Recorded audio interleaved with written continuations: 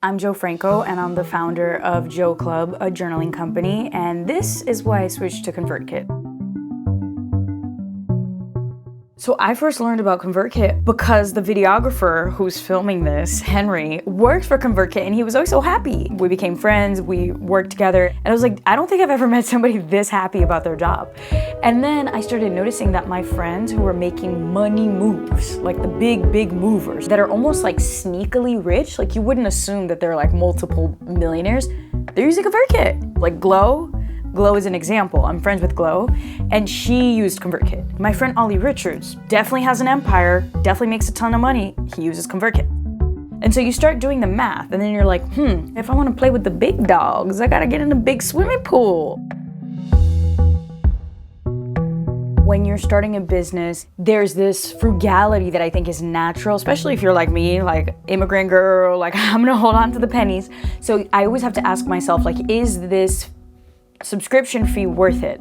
And for a long time, I was flirting with the idea of switching to ConvertKit, but there is the hesitation on the fee. There was a hesitation on the mental stress of like, oh my God, I have to move this list and have to integrate it with everything. And is it complicated? Because maybe you're like me and you can get tech things, but you want to be focused on being a creator. But ultimately, two things made me make the jump. It was one, ConvertKit was integratable with every major tech tool that I used. And the other newsletter service, while it was cheaper and sleekly designed, it wasn't. So I couldn't use Zapier to connect to the previous newsletter form. You know, I couldn't be as sophisticated with where I wanted to go. And so I saw that ConvertKit was literally on every single platform that ever mattered. So that was number one. Will this work with my full software stack? And the answer was yes. And then the second thing was really about the customer support. So it's something that maybe people don't think about when they're buying service, but that's like number one for me. The last tech service I was using, you couldn't get a human anytime. You couldn't get your problem solved. So you would have this big campaign and suddenly no one's getting your emails. And you're just like, well, that just ruined my entire sales campaign. And so I couldn't afford to have that faulty tech and not have any access to a person. And so the fact that I had talked to people, gotten my friends' feedback, and I saw articles online that ConvertKit support was really great, I was like, okay, worst case, I sign up for this and I can't afford it, and then I'm screwed. But best case, I push myself to work harder. The fee is not even something I think about, and I have people on the customer support team to help me with the migration, which is literally what happened. I decided to switch to ConvertKit when I was like, Jo Club is no longer a hobby, this is now a business. And I need tools that allow me to grow this as a business and not as a hobby. It was a big moment. It wasn't just like, oh, I'm signing up for this thing. It's like, no, I'm signing up for this tool that helps people make millions of dollars.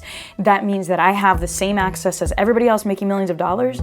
So the only thing standing between me and $1 million is like the work and the knowledge and the time. And I really haven't looked back since. And I don't really even consider it an expense, it's an investment. And the fact that the company keeps rolling out updates and things like the Creator Network tells me like I'm investing in this platform, but they're investing in us. To me, I'm like, well, I can't really think of other platforms that are investing so heavily in their creators the way that ConvertKit does.